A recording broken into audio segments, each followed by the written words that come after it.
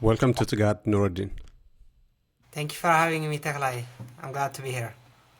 It's my pleasure. It's my pleasure. This is something that we have been meaning to have for a long time. So I'm very happy that you have managed to make it today. And we're going to talk about social media content moderation, how they do it, and why they failed in the case of the war on Tigray. Because you have done a very, very important piece of work in that regard, a research paper titled "The Role of Expertise in Effectively Moderating Social Media Content." We'll come to that a bit later, but maybe I thought it would be good if you could tell us a little bit about yourself, what you do, where you are now, what is your research. Yeah, sure. So I am Nuredin Ali. I am originally from Tigray. I grew up in Western Tigray, specifically Humera. I did my elementary and high school there, and after that I went to Maqala University. I studied information systems there for 4 years, 2016 to 2020. So actually I was there during the starting of the war time as well. So I was, I think, one of the last batch to graduate during the conflict. And then I studied information systems, and I went to Addis during the war period actually, and then spent some time there, and then came here for to the University of Minnesota for my PhD. Currently I am doing I'm in my third year of the PhD in computer science. My research focus on mostly on revolves around social media, but I look at two angles there. One is the hate speech side, hate speech analysis, detection, specifically focusing in low resource settings, and with that also related content moderation as well. Basically how do we effectively moderate with this kind of work. And also I work also on mental health identification, basically high risk behavior, mental health behaviors, basically by looking at someone's social media interaction, trying to identify whether someone is depressed or suicidal or something. So you use just their texts or other kinds of interaction for prediction purposes. Mostly I'm focusing around that at the moment in my PhD. Also should mention I also spend a part-time 20% of my time at the Distributed AI Research Institute as a research intern. Yeah, and previously I had interviewed Timnit Gowru, who I think is the director of them. Maybe we'll come back to that, and you'll tell us a little bit what it is that you do with them and what your PhD research is in detail, and mainly the research paper that I mentioned earlier. Could you? I mean, you said that you were in Tigray when the war on Tigray started in 2020. What was it like to be there at the university when the whole thing came apart? Yeah, I think I remember that moment. I think we in March 2020 there was COVID, so we were sent back home, and we spent a few months in the summer there, and then we were called back in November actually. So I arrived at the university I remember it was November 2nd or something, from Humera at Maqala, and November 4 the war started. So we just arrived, and we were with our friends in the room in our dorms, and I remember actually, I don't know if they are the first but we were hearing the initial gunshots. I don't know if the main campus is very close to the military camp there, and we were hearing that. I think the social media even at that time was a lot of things going on, a lot of hate going on the platforms, and we were we didn't expect it to happen. Especially I was not that kind of person who used to follow closely. I was nothing is gonna happen, but I think that happened. And I remember, I think it was midnight, the everything shut down, the internet, phone calls, everything. And I think it was a very, very I remember that time. And I think the most difficult part for me was during that time, because my family were in Humera area, and the war started from there. So you don't have any connection, you don't hear anything. It was a very difficult time. And then I think the next few days, and I think anyone who was around the campus remembers it was a very tough time, especially you see the fighter jets and everything. And I think it was a very tough time, but I can't I can't say much because I left like after 1 month, and the people who spent like my friends and everyone who was there, I think experienced like the worst time as well. So you were not there for the later parts stages of the war. But you say that you are from originally from Humara. I'm a bit hesitant to ask people from Humara about the condition there because of their sensitivity. But is there a way for you to keep in touch with friends and family members there now because of the occupation and all that? I don't know how much you want to talk about that, but I thought I would try. Yeah, no, I think most of my family are not there at the moment, mostly in Addis and other parts. But I think since I grew up there, I think it's not like a great situation as you know, like at the moment. But I think luckily for me, I think most of my parents are not around there at the moment. Like some of them fled like through the war, and half of them were not there even like before the war, like for other reasons. They were in different parts of Ethiopia. And but I think at the moment, I think we hear some things, and yeah, I think the situation is, as you know, not great. But my family, most of them are not there at the moment. All right. I hope everyone there is all right. So you said that you're at the University of Minnesota, PhD in computer science. So broadly speaking, in abstract terms, assuming that I, including my listeners, don't have any expertise in that area, give us a brief rundown of the research problems that you're tackling, you're trying to solve. What it is that you're doing now? Yeah, sure. I think within the computer science, I think for everyone knows, like there are so many areas. Area that I focus on specifically. I am in a human-computer interaction lab, so it's like called the group lens, and like different kind of professors like doing like human computing kind of work. Basically, how can like the lab generally focus like how can we use like technology, like how can we make technology useful like to humans kind of thing, like human computer interaction. And my area specifically focus on like social media, and basically like one branch of it focus on like harmful content identification. So basically you have like a harmful content like on platform, like using like automated machines, like how can you take that kind of content down. That's like one way, and that's like the automated part is one, but also there are other kind of process, like there are like other tools that you study, like are they effective or not, and also like the process, even like the content moderation process by itself, like this kind of work, like what kind of expertise are important, what should the process look like to have like a smooth kind of like content moderation that's like a effective process. So that I focus one angle there. And also the second, this focus is mostly like on low resource languages kind of setting as well. So I should say like I am currently focusing like on the Tigray kind of like content, like Ethiopian kind of languages. That's where I am focusing on that side. But also while working on this, we try to also make like contributions like to the field in general as well.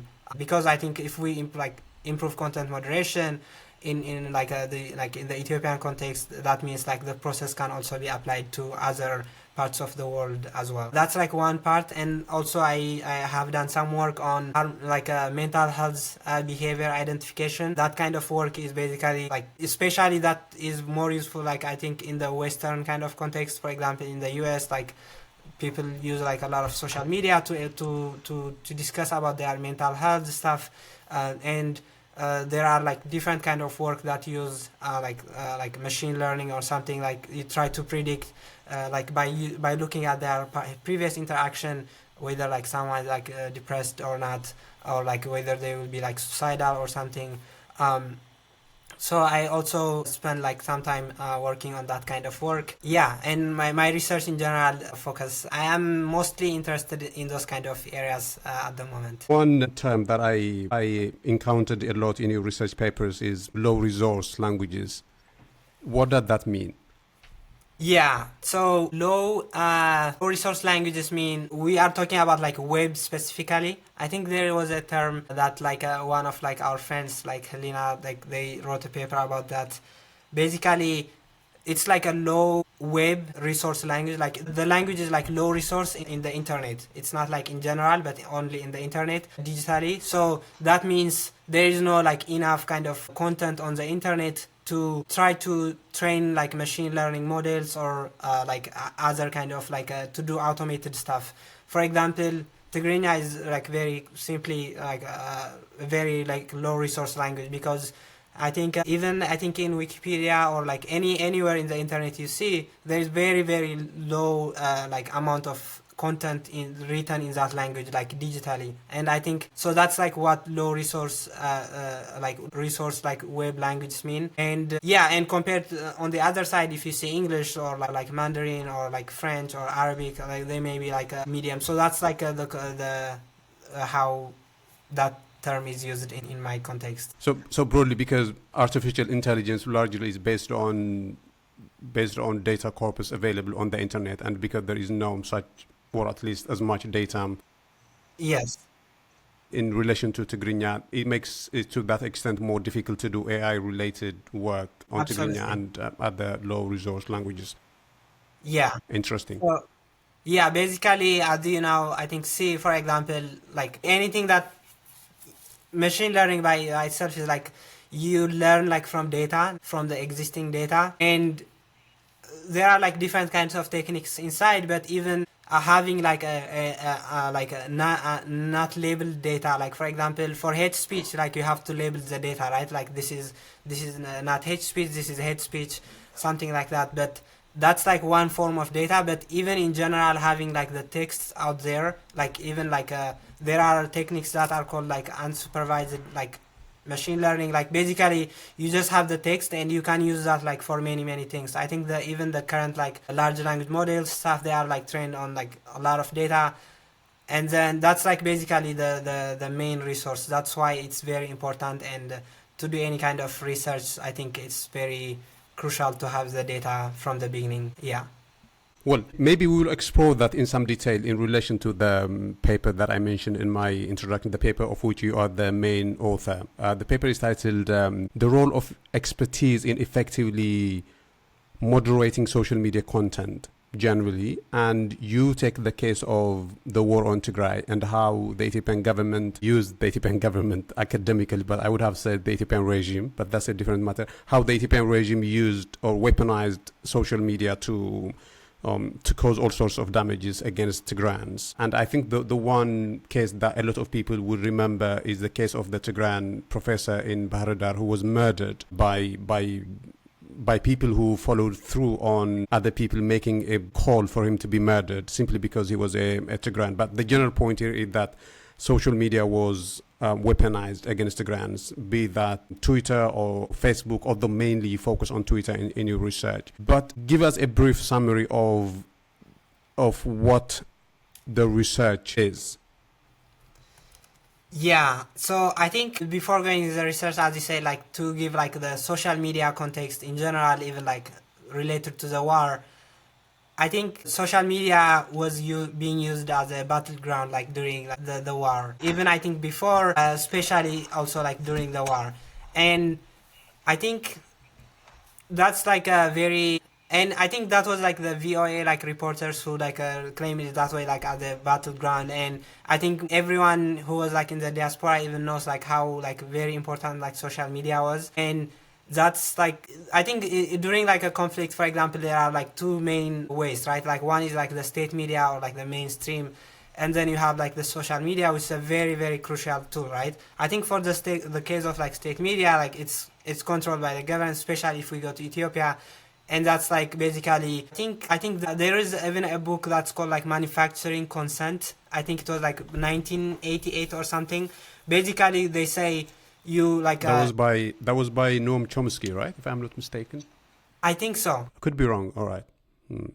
I think so. I did not read the book in detail, but like I just like know about it also because of like the idea.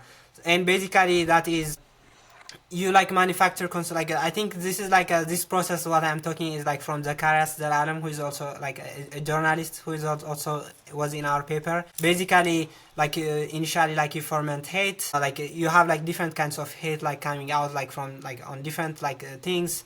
And then like the manufacturing consent is basically you try to neutralize that kind of thing, and that becomes like you shape like the public discourse on like the platforms. This case I'm talking like a state media, for example, and that becomes like normal, like use it like, because I think in that book even like they mention like 5 things. Like one is the source that you even cite in the state media is like it was initially generated by you or like by the government, and also the influence is also like from the coming like from the government or something.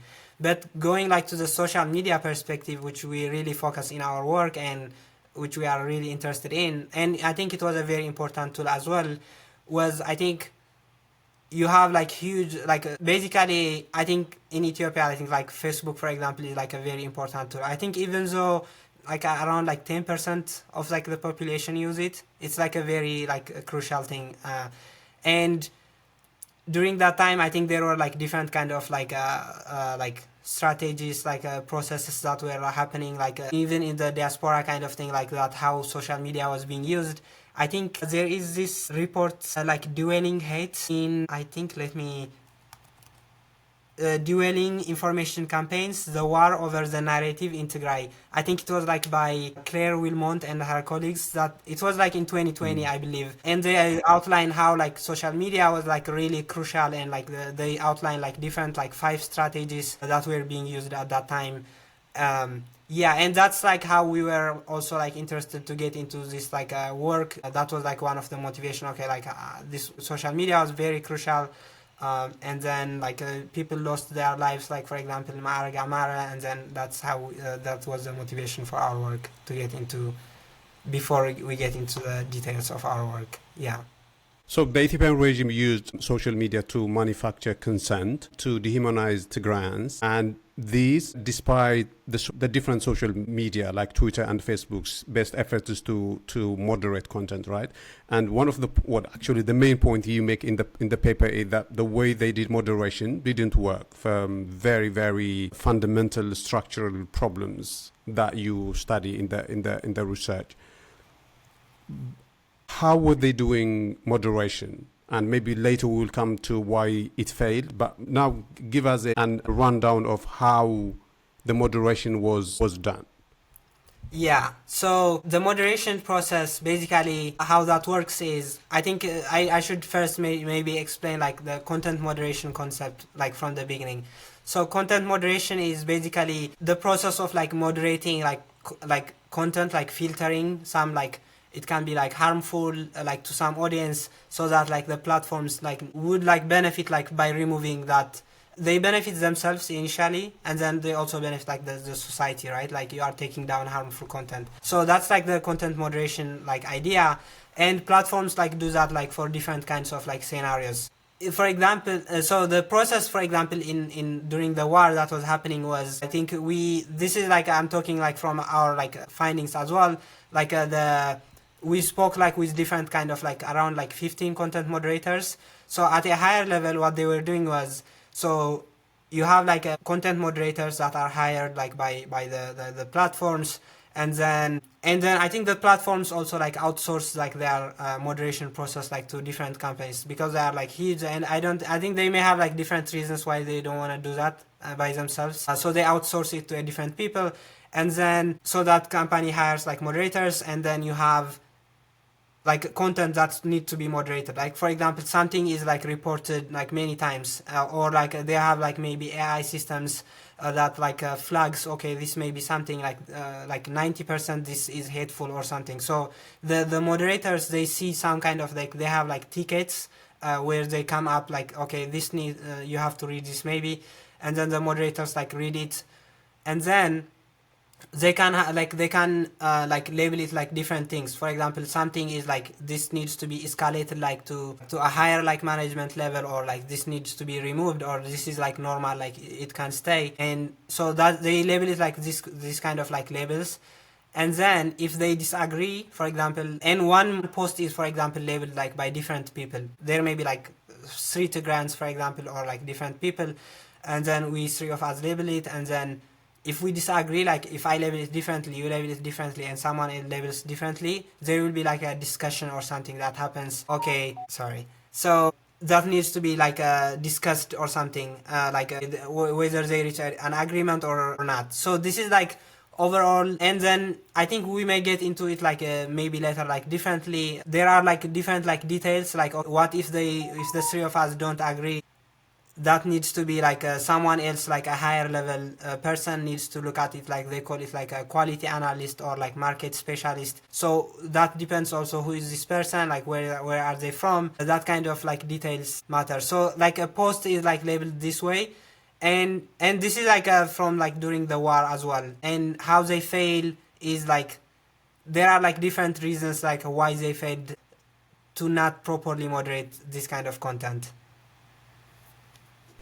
So to make sure that I understood how moderation works, assume for instance that I am posting something on Facebook now or on Twitter. I think fundamentally the way moderation works is the same, right? Maybe there could be some nuance differences, but but at a fundamental level, the whole thing is sort of the same. That's my understanding. And so it seems to me that there is a combination of sort of automatic moderation and then human moderation, right? So for instance, on Facebook, if I posted something that contains some foul word, like the F word, for instance, the Facebook itself would automatically block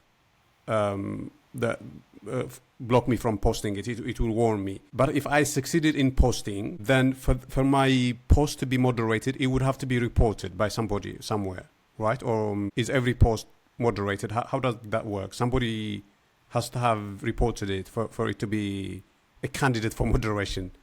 Yes, that's a very good point. So yeah, if you pass like the automated part, that means like there will be reporting. Basically they focus on reporting, so how many, and the reporting as well matters, like how many people report it. For example, if there is a post that, if there are like, let's say 100 posts that are reported 100 times each, and there is like another very critical post that's only reported, I don't know, maybe like 20 times or something, maybe they will focus on like the most reported ones by many people. So yeah, they focus, okay, so you have the reported ones, and then that will be sent to the like moderators to try to label it like according to their policy.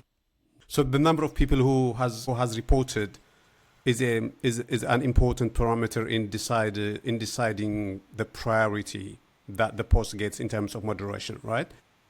Yeah. Okay, so that is interesting. How about how do they decide where a post is moderated? So for instance, I live in Sweden and assume that I have posted something about Tigray, but in English, for instance, and assume that somebody reported it as hate speech or as genocidal, or, it could be anything, right? Yeah. How do they decide where it should be reported to? So I think from my understanding, so for those languages, they're mainly, for example, for like Ethiopian languages, for example, they are like maybe like located in Kenya, or maybe they have like also some in Ireland or something, I believe.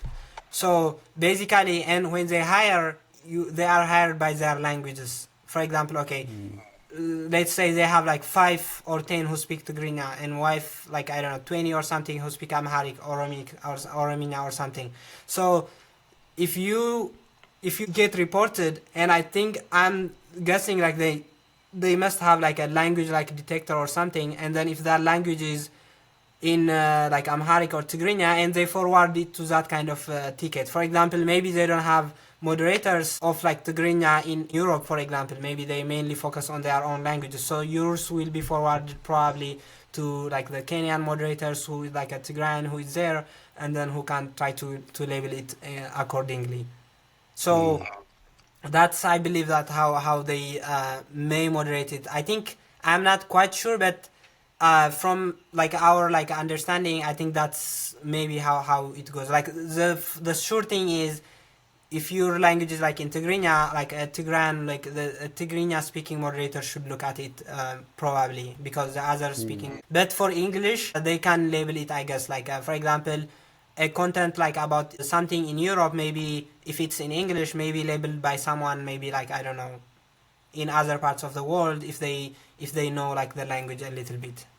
No, I'm curious about the language, because if I said something that is hateful in toward some people in Ethiopia and in English, and if it gets reported to people who are doing content moderation in Ireland who don't have any context about Ethiopia, for instance, it's very, very unlikely that they would understand the nuance of my post, right? Because I would be careful to make sure that people outside Ethiopia don't really understand it. So that would mean that the post will pass moderation and it will be deemed all right. And this strikes me as a serious gap or a problem in terms of moderation. Yeah, definitely. So that's like one of our findings actually. Like the context is very, very important. Like even if you are like from Tigray as well, like forget about like Tigrinya speaking who like is in Ireland, like even someone who is also in Tigray, like they are like different things that we outline. So I may go actually from this like to the expertise that we found to be like valuable in our paper, for example.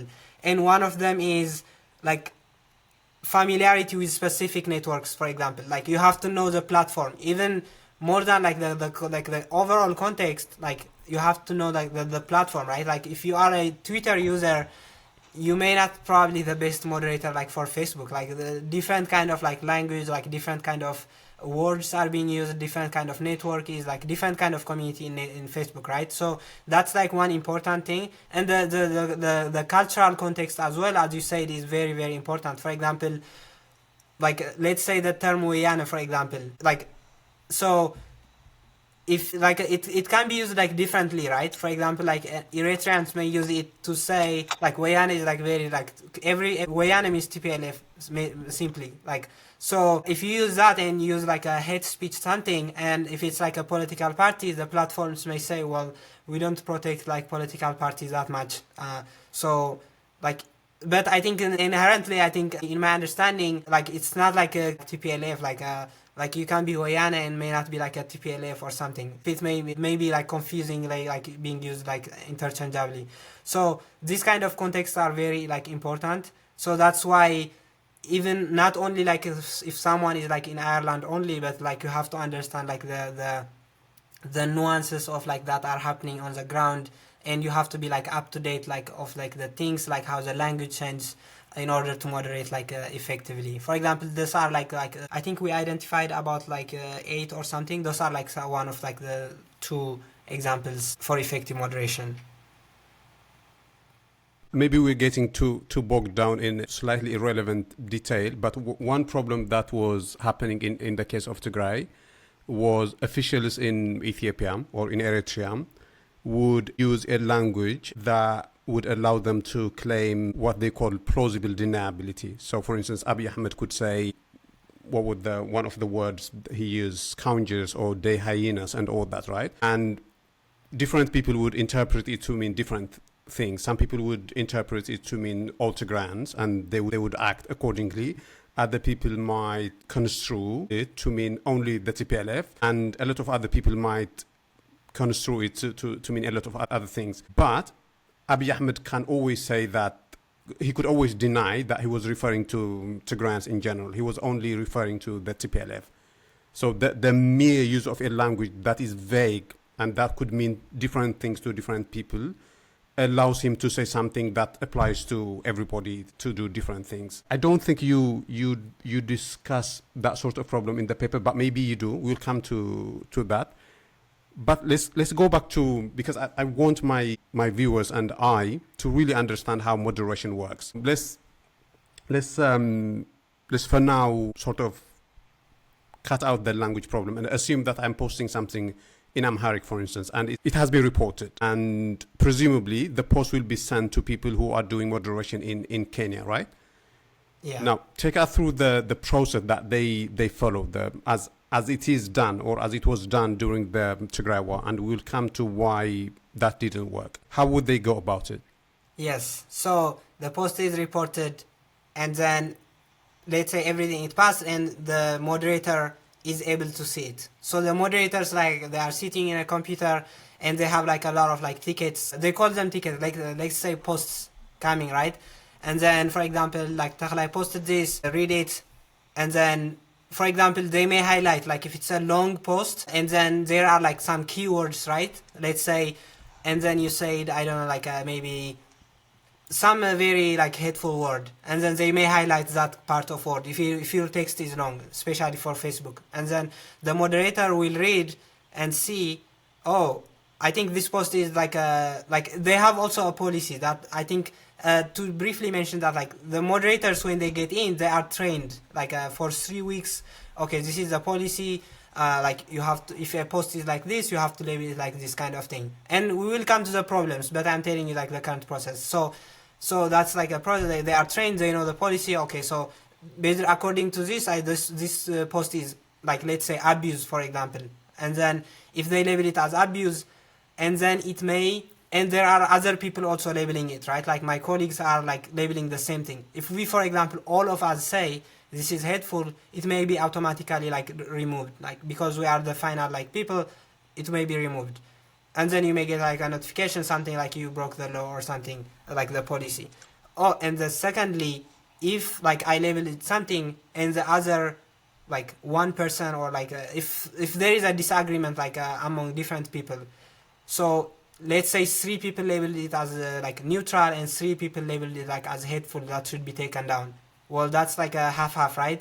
So that means there is a weekly or a bi-weekly meeting, I believe, like for 1 hour, where the people, like the moderators, meet and then they discuss, okay, I labeled this way, and you have like, imagine like 1 hour, like Facebook has so many million users, so that means it's a very short time, and then they have to pick, like there's a process that they have to pick what posts should be discussed. For example, in my perspective, like if it's like 4-2, that means like there are like majority already, like 4 people labeled it like as neutral, like as a hate or as neutral, then that will be decided. So they may prioritize the posts that have like a high level of disagreement, like maybe 3-3. So in the meeting, you just like may have like a few minutes, and then you discuss, and then if we agree during that meeting, then that post, it will happen like as we decide.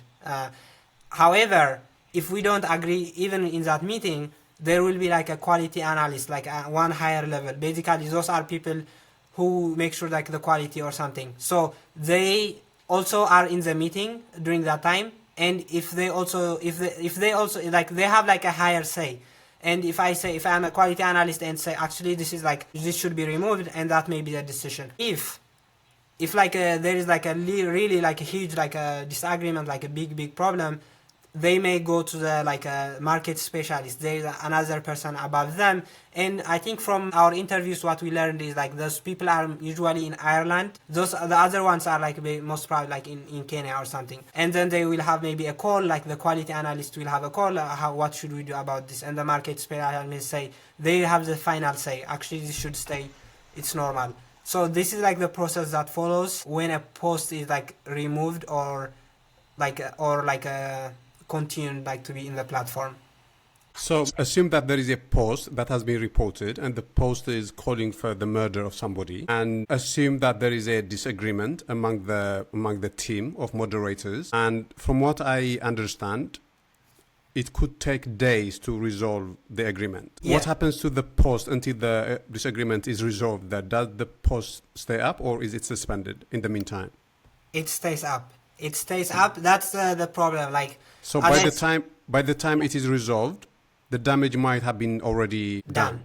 Yeah, definitely. So that's like the time is very, because as I say, like initially there are already like very few moderators, right? And so many thousands or hundreds of thousands, millions of posts coming, and then you don't meet like daily or something, like you meet like weekly. So the something is like has to be kept. Like if a post is maybe like posted like Monday, maybe like your meeting is on Friday, maybe you have to wait a little bit. In other cases, what they told us is like they may have like emergency meetings or something. If there are like very critical posts, and they may call for emergency meeting. Like if let's say they notice someone is gonna be murdered, they may try to call like an emergency meeting, and then they can have it and try to discuss that. But imagine this is like this is like an ideal situation, but like during like a conflict time, so many things are happening like every minute, so that's like a very high risk. Very posts are gonna stay there. So in the paper, you say that there is a problem in terms of expertise. There is a problem in terms of how differences are resolved. There is a problem. There's a problem in terms of working condition, and there are a lot of other problems. But maybe tell us in detail. So assume that you're sort of giving an assessment of how the team of an average team of content moderators. What are the main problems, and then we will come to what the findings of your research on, what recommendations you make and all that. But give us a picture of what the problems are as it stands today. Yeah, sure. So the problems, I think, in the current process are initially, I think, so I'll try to make them very like clear to understand. For example, the initial part is from it starts like from the idea, like the recruitment process, let's say. Like the recruitment process, you may have very, very few moderators, let's say. I think even there was like from Francis Heguen or something that she mentioned, The like whistleblower. The whistleblower. Yeah, the whistleblower from Facebook. I think 2021. There were very, very few moderators. Like Tigrayans even like were like initially being hired during that time. So that's like that is the process. The problem starts from there. So you have that, and the secondly. So after like being hired, the moderators, they don't have like the mental, like the training process, for instance, like during like the 3 week, you have like a very, they say, this is like from the moderators, like words, like a very intensive like training, like 3 weeks, you have a lot of like policies, and they are not like prepared like for what they will be seeing like during the moderation. So during the training, maybe they will give them like, okay, this is like a hateful post, this is not, and but when you go to the actual moderation, you are seeing like someone being like killed, like someone like some like kind of massacre, or like some kind of like, I mean, there are so many extensive things that they have to see during actual moderation, and that's like the mental preparation is like another problem like for the moderators, and like the working condition overall. I'm talking like about like the big things, not to go in details.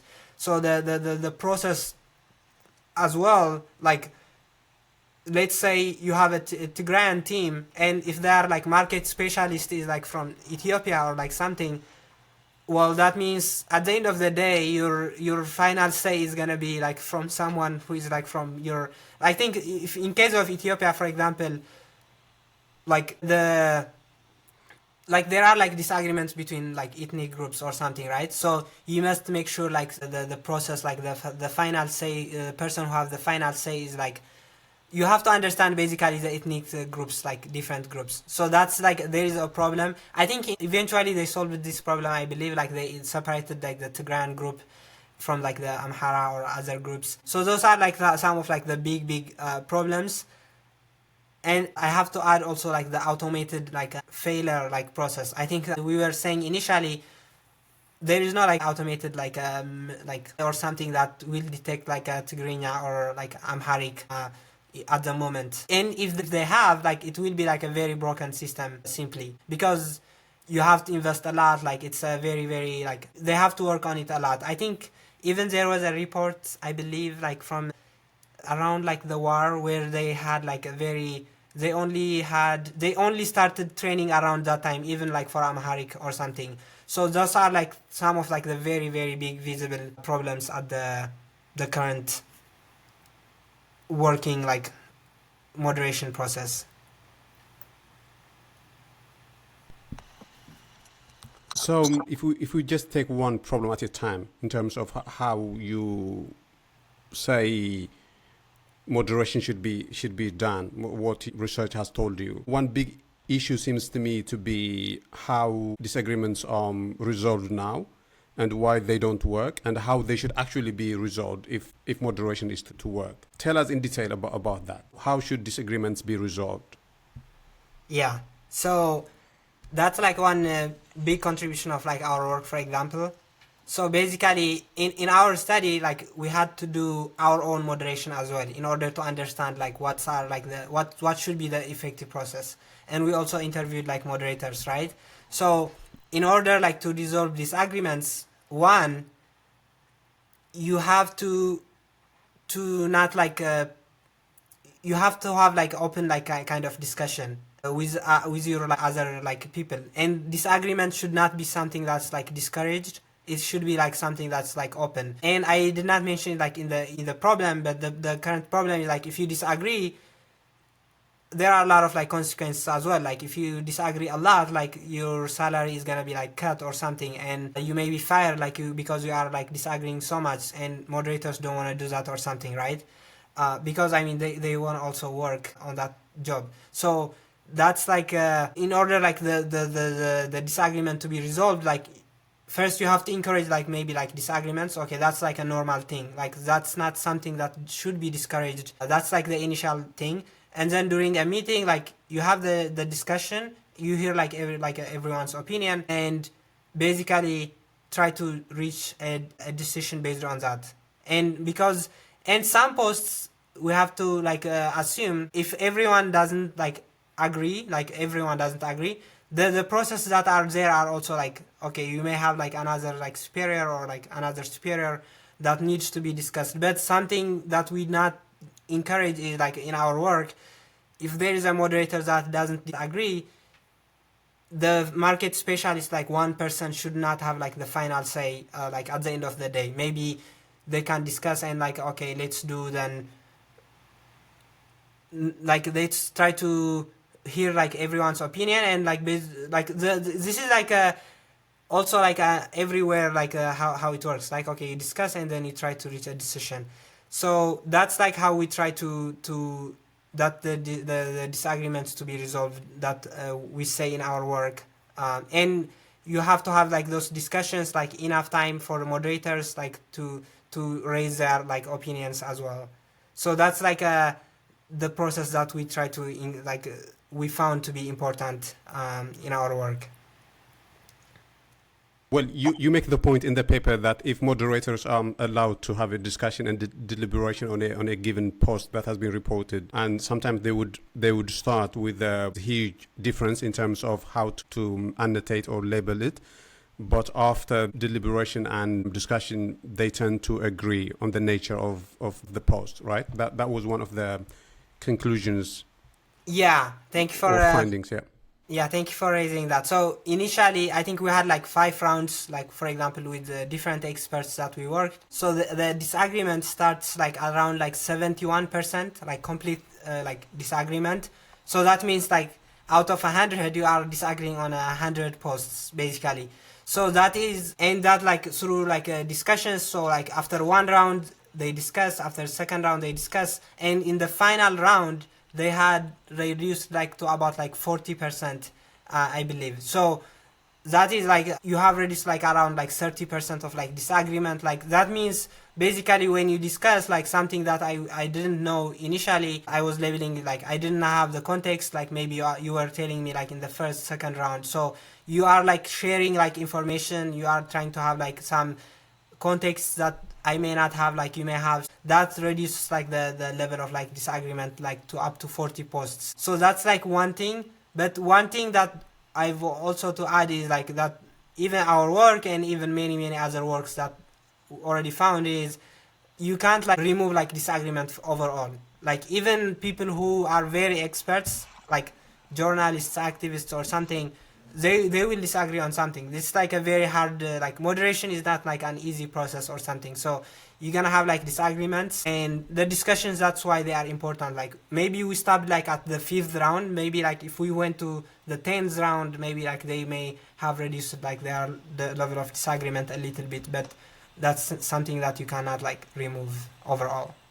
So I mean, another important point you made at the beginning is that moderation is generally done by third-party organizations, not by social media themselves, right? Not by Facebook, not by Twitter, but they do outsource it to other entities. And presumably the reason why these entities don't do moderation in the way you just described through discussion and deliberation is because it would take a lot of resource and time, right? That one of the reasons.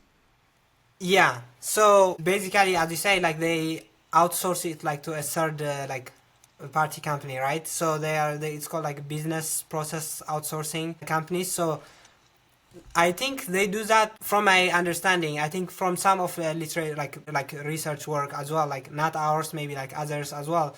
Is one is, as you said, basically like Meta is already a very huge company. They it's like maybe they don't want to focus on that. Like other person can do that, we'll pay them like other company. That's maybe like one reason. The second thing I believe and very believe is like they may think like there are like consequences to themselves, right? For example, like there are so many lawsuits like mental health problems, like the very bad working conditions or something, and then maybe they don't want to take that as well like directly associated with them, right? Like if it's a third party company, the employee was not ours or already, like we outsourced this task, so you talk to the other like third party company. So that's like something that they may want to do. So yeah, I think those could be like those two reasons why they may do that.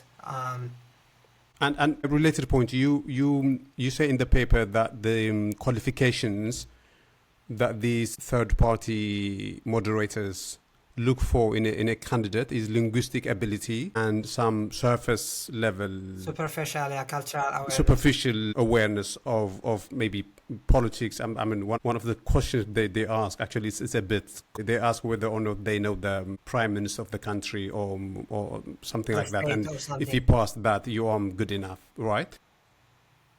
Yeah, And of course you say that that's not enough, and you say that there should be other requirements for moderation to work. What are these requirements that you think should be, or should? sure. So I think I will explain this like in two ways. One is like the current processes. I think we talked about a lot about like the problems, right? But at a higher level, there are like four processes. One is like they focus on superficial cultural awareness, right? That is like, do you know the current affairs in the region, like, or in the state, something like that, very high level. And the second thing is, okay, like, do you speak the language? Okay, you can speak. And like they also look like for mental health strengths, like can you adapt like to very like tough kind of content. But that's like very weak kind of assessment during like the recruitment. And also like do you understand like the policy or something, like, those are the four things that they look for, right? But in our work, like what we say is, I think I will focus maybe like in the four like or three most important ones. One is in-depth cultural knowledge of like the context, right? So you have to understand, like, for example, if you are gonna moderate like Tigrinya, you can't like, for example, moderate like for Eritrea, like just because like you speak Tigrinya, right? Like it's a different thing, like different kind of like use of like language. Even if you come in Tigray, like maybe you also like someone from Western Tigray may not be the perfect moderator, like for like someone like from like a Southern Tigray or like a Central Tigray or something, right? So you have to understand like the specific like cultural nuances. For example, something that we highlight in our paper was like the word Wayana, for example. Like, so if you are speaking Tigrinya and you are an Eritrean, maybe you think like Wayana means like simply like TPLF, right? So, but that may not necessarily be the case. So like you have to understand those kind of like contexts in the specific like market. They call it like market, for example, if Tigrinya is like one market by itself. So that's like one. And the second thing is like familiarity with specific networks. And we were saying this initially, for example, you have to understand like the platform. I think as you saw, like as you mentioned earlier, like someone who was like in Tigray may not know what kind of language was being used in a platform. So and also it depends on the platform that you use. For example, Twitter is a very different format from Facebook. So you have to like someone who is like knows like the Tigrayan like network in Facebook, who knows like what kind of language is being used so that they can moderate effectively. So that's those kind of like skills or like knowledge are very important to moderate effectively. And the other thing is, I think the teamwork that we already said earlier, like you have to make it like very flexible, like for people to discuss. For example, if I don't know something, like it has to be very smooth to ask like my another person, maybe also like forward to you so that like you can label it, right? Like if I don't have like the specific expertise. And the other things are like, if we go to the details, the another four is like the domain like expertise. For example, a journalist may know more than me, for example, like very simply, like because they have to read a lot of like reports, like to investigate like what's like a correct information, what's like misinformation. So to understand those kind of nuances and an activist may have also a different kind of perspective. When I say activist, like it may not mean like political activist, maybe probably like maybe like a human rights activist or something that knows a little bit more like the normal average person about like the different kind of like landscape that's going on. Those kind of experts are important. And I think the other thing is like a robust understanding of like a policy. I think that is also like something very important. Like you have to understand the policy like very well. For example, there are already like some problems that on like Facebook's policies that like I can like outline. For example, like this specific policy is problematic, so that kind of like, even there is like a problem with the current policy, but the moderators like you have to give them like enough time to understand like the policies. Like you can't have like in 3 weeks maybe like a policy training, like the mental health training or something, how to use the system. Like you can't make it like a very short time. So those kind of like expertise are like, that's something that we found to be important overall. I think there is like another one, like concentration and patience. Basically try to give like moderator like some more time, right? Like for example, one problem is Facebook posts are very long, right? Like so you have like a one long post, even though you highlight like the part that's like probably very helpful, try to give the moderator like a few more time, like to read like at the post, like the context, and then try to give a decision. Simply they were saying, I believe like they are given like about 90 seconds, 60 seconds, like to 90 seconds, like to reach a decision to a post. And that can be very tough. Like you can say, okay, I think 60 seconds is enough, like, but imagine you are doing this like every day for 8 hours, you may be tired like in the afternoon. So these kind of contexts are important that we found to be very, very useful in order to have like an effective moderation process.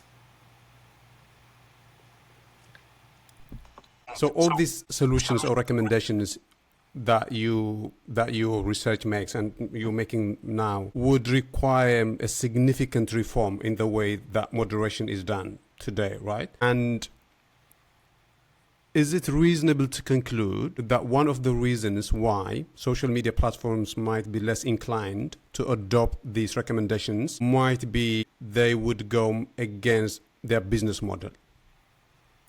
Yeah, that's a very good question. So simply, why they are not doing it, in my perspective, is one, it's like being careless simply. Like why do we care about like Ethiopia, like, or like Tigray specifically, for example, why do we care? Is that's like the very, very important thing. If you care, for example, you're gonna invest more. That's like from the thing, like the initial reason that I believe. The second, and that's the reason like comes to the other ones. For example, the second thing is, if you don't care, you are not gonna invest. Like for example, you are not gonna invest in an automated method, like training or something, and you are not gonna invest in the human like moderators side as well. So that's like against like the business. Like the recommendations that we are making, for example, some of them are just, they may like require like the platforms like to invest a little bit more than they are like currently doing. Like maybe when you hire like more moderators, like you are like basically hiring more people, that means you are gonna pay more people, right? When you give a moderator like more time. But in the other context, you are also like, if a moderator is healthy, like it's like any other company, right? Like if a company overworks their employees, they are not going to be effective anyways, right? So that means you have to strike the balance. And the effect, that means the recommendations that we are making are not only against like the business, but they also can benefit like those platforms, because like if the moderators are happy at the end of the day, they are going to do a good job. And that means like the society is going to be also happier, because there will be like a healthier information, like. Well, I mean, we'll have to wrap it up, but just one thing that I have to mention, because it's really important, is when people talk about the role of social media in the Tigray war, the one thing that comes to mind is the case of, as I mentioned in my introduction, the Tigrayan professor who was working at Bahar Dar University in the Amhara region. And people with huge following on social media made a call that he should be killed simply because he was a Tigrayan. Although they made some false allegations against him. and he was immediately killed by people who followed through on these calls that were made on Facebook. And actually now there is a case pending between the professor's family and Facebook. I don't exactly know where it stands now, but it looks like it's a case that Facebook will lose, or at least it should lose. But to you, after you have done the research and after you have understood how moderation is done, that sort of outcome, that sort of damage to human life doesn't come as a surprise. Yeah, I think like basically I guess our viewers also like understand the situation at the moment, like how the moderation is done, and you will not be surprised. Like it's a very terrible thing, but like the current process is like very like broken overall, and there is ignorance like from the platforms, right? So yeah, I think the surprising thing is like from the beginning, like the failure, like the ignorance, like the not investing, like the not caring about like the situation is like the very surprising thing. And actually the thing is, I think I should associate it with that. So actually, I have to say from the Amara's case, I think it's like to specifically mention it, it's like about like 1.6 billion lawsuit that's happening in Kenya, in Kenya's court. So basically, and I think after like 2 years or 3 years now, I think the actually like last month the Kenyan like court like made like the decision like for the like the lawsuit like to proceed, basically to continue. And there were some reports like last month about that. So I think that will hear. I think hopefully it will end in justice like for those people that were really unjustly like murdered.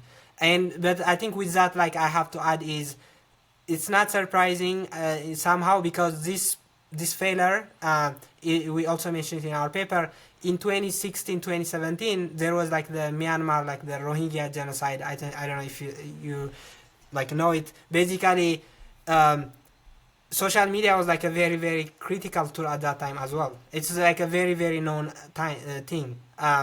And Facebook even clearly admitted that like there was like they simply, I think even Zuckerberg like say like we like it was ignored, like, and he said like sorry like to this like the families.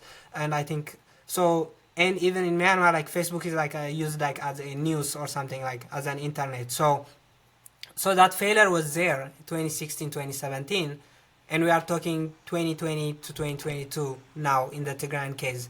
That, and the platforms say like we'll like improve, like we'll change our like policies, and then it's happening now. And why we are like saying it now is, okay, this may happen again like at another time. It may happen in Ethiopia again, like if there is like something, and then the same thing may happen. So those things had to change is like our call overall. Yeah. Well, I mean, the impression one gets listening to you, Nuredin, is that they keep on making the same mistakes, and very serious mistakes, because they cause death to human beings in the case of Rohingya and Tigray genocide, or at least partly contributed by them. But they keep on making the mistakes because making corrections would run against their business interests. That is the impression that I'm getting. Yeah. But if I could get your reflections on more sort of philosophical or abstract issues in relation to this. You mentioned the whistleblower from Facebook. I forgot her name. Frances Maybe you Hagman. could remind me exactly. Yeah. One of the points she makes in the I don't know if I heard it from one of the interviews she gave or from documents, and I don't remember. But one of the points is that social media platforms generally prioritize engagement. They like content that makes people to use, or that pushes, or that incentivizes people to remain on the social media platforms, whether that's Twitter or Facebook. And they are inclined to allow content that evokes some sort of anger in human beings, because generally that sort of content makes people remain engaged, right? And do you think that if your recommendations, for instance, if people from Facebook or Twitter were reading the recommendations that you make in the paper, do you think they are likely to heed to these recommendations if they know that adopting these recommendations would mean decreasing human engagement? Yeah, that's I think if it decreases their engagement, they I don't think they like overall it's initially because they don't want to decrease like their engagement to even like slightly decrease. I think the people there have to understand that the lives are like more important, like as well on the ground. Like for example, Mara like people's lives are being lost, so they have to like take like some considerations as well. Like let's say even if like we lose like some engagement, like we have to take those actions like to protect lives. And I don't know anyone like at the higher level, like the people who make the decisions, but I think the people like so they have to make like some change, like they have to understand it's like about like the leadership, like okay, we will take those actions and try to like implement them. But I think to answer the specific question, like if they read it, will they change like their practices? From what we have seen so far, like until now, like from like the research, not I don't know. I don't have like so much hope, but like we'll try to push and then basically try to like also we have like some recommendations like to policymakers. Basically like it's not only like the companies that they have to be like sympathetic and then like to try to push. It's like it has also to come like from the regulation side, like from the policymakers, like to have the standards. Like for example in Kenya, like okay, if you are gonna moderate here in our like in our territory, like you have to have like those kind of baselines or something. And one very important thing, like so that's like one thing that policymakers have to make and then governments have to push for. And one last thing that I very important recommendation that I forgot from our work was try to have like some reports as well. For example for Europe, like they have like the European like Digital Services Act. Basically they provide like annual reports, like we taken down like this much hate speech, like we have this much moderators, we have this kind of thing. So I think the policymakers should try to push this kind of things to make those platforms implement them. Just one more point, Nuredin. I'm sorry, No worries.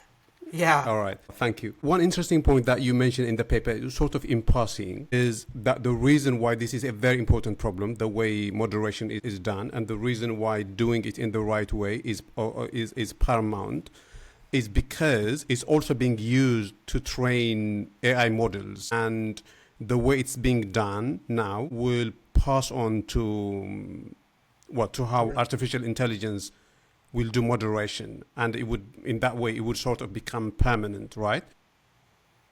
Yeah. So could you elaborate a little bit further on that? So basically, when this moderation happens, also the other side, what they do is like they also gather like training data, right? Like okay, this kind of post is like abuse, this is like dehumanization, this is like something. So they have like different. They try to identify, okay, this is neutral, this is like hate, right? So during this process they are also training like their models, right? Like the so that at the end of the day, to help like the moderators like to at least filter out like some posts like automatically. And then if they don't do that, for example, if this is like ignored, for example, it's not like the failure is not like during the moment. It's also like for like preventing another event. For example, let's say if they don't like invest anything, like they don't care, like the Tigray war has passed, or okay everything is good, but there may be like something else like may happen, let's say, right? Like there is like a lot of hate going on the platform, and if they don't train like their like models, for example, like by investing on this kind of like a training like data, that means they will have like no AI or like a ML like models to try even like to assess this kind of thing. And at the end of the day, it's like the failure is like gonna continue basically, and then you will have like very, I don't know, like 10-20 moderators, and without like no like automated help, what are they gonna do? Like it's the because they are not gonna hire like many more people as well. Like even if they, let's say they hire like, I don't know, 100, 200 or something, if you have like thousands of like hundreds of posts coming, like you can't cap up like with those kind of things. So that's like the effect is like can be seen that way as well. Well, I think this is a very important piece of work, piece of research you have done, Nuredin. So a lot of credit to you. As I mentioned in my introduction, you are the lead author. But of course, you did the research in collaboration with people at the Distributed AI Research Institute, including Timnit and other people. Maybe you'll mention them. Meron Stefanos, I think a lot of people would know her. She's a very important Eritrean activist. Zelalem, a very important journalist. He has done a lot of reporting regarding the Tigray war, and other people that I recognized, but feel free to mention them. But I just want to say that you have shed a very important light into a very important problem. So I'm really happy that you have done the research. I learned a lot from reading it. It was very enlightening for me. And I hope my viewers, at least some of them, will read it. I will put a link to it in the description box. Yeah. So thank you for the work. Of course, yeah. Thank you so much, Takhlai. I think definitely, I think so. This work, I think I didn't mention it like initially. So this was like part of like the Distributed AI Research Institute work. We are working a lot like on this kind of like problems, and there are like it's primarily and also like different like institutions as well. Like we have like collaborated like Weizenbaum Institute, like in Berlin, like Technical University, and then we have also like Carnegie Mellon and like Edinburgh. So and also primarily this work was also led like by Dr. Timnit Gabru and like other people. I think a lot of more like authors in the paper, like Alex Hanna, the director of Dr. Alex Hanna for sure, the director of research. We have like Dr. Milagros Micheli, who is also affiliated with there. We have Dr. Zirak Talat, like they are affiliated with there as well, and also professor at Edinburgh University, and like Dylan Baker, like Meron, as you said, Fasika, who was like a content moderator, like she's also from Tigray. She was like moderating like during this time, who helped us a lot on this work. And also Meron Stefanos, as you said, very like she did a lot of work in the like human rights activist work, and as well like Masai Ali, who is also an activist, human rights activist, I think. Oh yeah, very like who also closely worked with me, like Tianling Li, like at Weizenbaum, and Shivani at CMU. If I forget anyone, I will be very sad. But a lot of very, very cool people. And I also have to say like we are also continuing to work on this kind of problem, and I'm sure I think we may have something like maybe not very, very recently, but this is like as you say, like a very important work for us as well, and especially like we are from there, and Dr. Tim cares a lot about this problem, and I think we'll continue to try to make some like not only like scientific, but also like to the community, like to try to produce something that will be improving like some conditions on the social media related side. Well, thank you for mentioning and giving credit to all the authors. And I think I should maybe mention my friend Asmelash as well. He wasn't involved as a co-author, but I think he was involved in terms of giving you some feedback. And, yes, absolutely. Yeah, I think so Asmelash Taka like very like a lot of feedback on the process. I think even from the early stages, like Asmelash has helped out really a lot. And I think for me especially, I have to thank Asmel, like for me personally as well, like from the early, like from my undergrad time career, he helped me a lot even now. So, and I think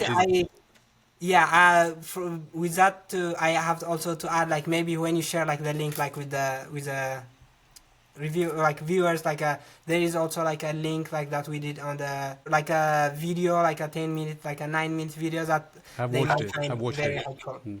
I've watched it. Yeah, I will post everything related to this paper. So we're going to end it there, Nuredin, but I'm so excited for you because clearly you are doing research in a very fascinating subject, and I can't wait to see what you go on to do, and I hope you're going to come back to tell us about your research, the things that you'll have done by then. But for today, thank you very much. Thank you so much. Thank you, Takhlai. Thank you for having me.